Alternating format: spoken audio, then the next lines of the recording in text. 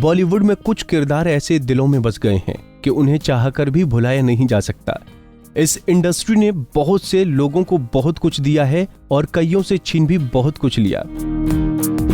कुछ ऐसा ही नाम था ललिता पवार, जिनकी पूरी किस्मत ही एक थप्पड़ ने बदल कर रख दी थी। एक खूबसूरत हीरोइन जो एक क्रूर सास बनकर रह गई, लेकिन उसने क्रूर सास बनकर ही घर घर पहचान बनाई। लेकिन उस सास का अंत इतना दर्द भरा होगा ये किसी ने नहीं सोचा था। चलिए आज आपके साथ ललिता पवार की जीवनी ही शेयर करते हैं। रामायण में मंत्रा के किरदार से घर घर में पहचान बनाने वाली ललिता का जन्म 18 अप्रैल 1916 को नासिक में एक मराठी परिवार में हुआ था। ललिता ने सिर्फ फिल्मों में ही नहीं कई टीवी सीरियल्स में भी काम किया और बचपन में ही उन्हें एक्टिंग करने का मौका मिल गया था। मंत्रा का किरदार करने के बाद लोगों के मन में उनके लिए गुस्सा और क्रूरता आ गई थी, क्योंकि उनके नेगेटिव किरदार ने दर्शकों के मन में वैसी ही छवि बनाई थी। ललिता, जिनका असली नाम अंबा लक्ष्मण राव शगुन था और उनके पिता लक्ष्मण राव शगुन एक अमीर बिजनेसमैन थे जो सिल्क और कॉटन का बिजनेस करते थे। लेकिन इसके बावजूद वो कभी स्कूल नहीं जा पाई, क्योंकि उस समय लड़कियों को स्कूल भेजना ठीक नहीं माना जाता था। हालांकि करियर की शुरुआत उन्होंने 9 साल की उम्र में ही कर दी थी और वो पहली बार एक मूक फिल्म में नजर आई, जिसके लिए उन्हें 18 रुपए मिले थे।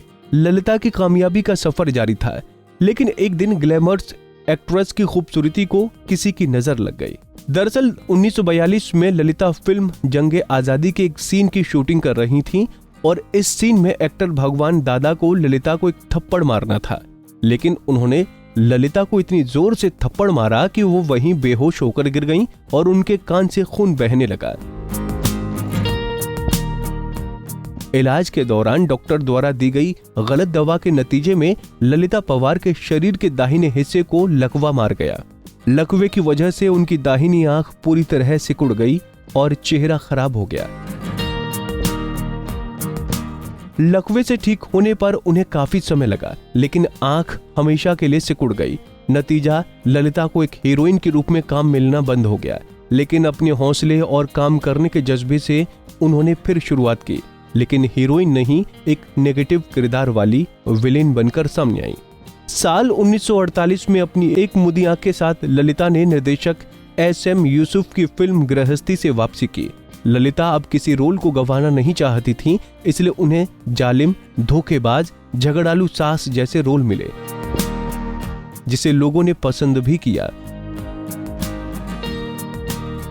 उन्होंने फिल्म अनाड़ी में दयावान मिसेज डीसा, मेम दीदी की मिसेज राय और श्री 420 में केले वाली बाई का किरदार निभाया। इस तरह उन्होंने सैकड़ों फिल्मों में काम किया। लेकिन प्रोफेशनल लाइफ की तरह उन्हें पर्सनल लाइफ में भी उन्हें धोखा और दुख ही मिला। उनके पहले पति गणपतराव पवार ने उन्हें धोखा दिया, जिसमें उनकी बहन भी शामिल थी। गणपत को ललिता की छोटी बहन से प्यार हो गया था और उन्होंने ललिता को छोड़ दिया। बाद में ललिता भी आगे बढ़ी और उन्होंने निर्माता राज प्रकाश गुप्ता से शादी की, लेकिन उनका अंत और भी दुखदायी रहा। करीब 700 फिल्मों में अपने अभिनय का जौहर दिखाने वाली ललिता ने पुणे में एक छोटे बंगले में अकेलेपन में ही आंखें मूंद लीं। उस समय उनके पति राज प्रकाश अस्पताल में भर्ती थे और बेटा अपने परिवार के साथ मुंबई में था। बेटे को उनकी मौत की खबर 3 दिन बाद मिली, जब उन्होंने मां को फोन किया और किसी ने फोन नहीं उठाया। जब आनन फानन में पुलिस ने घर का दरवाजा तोड़ा तो ललिता पवार की 3 दिन पुरानी लाश मिली, जो सड़ गल चुकी थी। और इस तरह एक लंबा समय काम करने वाली एक्ट्रेस गुमनामी और अकेलेपन के अंधेरे में ही गायब हो गई।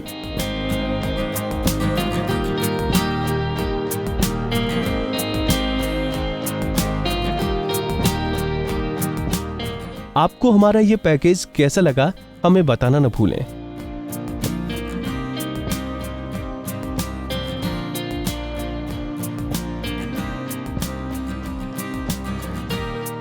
नारी से जुड़ी मोर अपडेट्स के लिए हमारे इंस्टाग्राम को फॉलो, फेसबुक को लाइक और यूट्यूब चैनल सब्सक्राइब करना ना भूलें।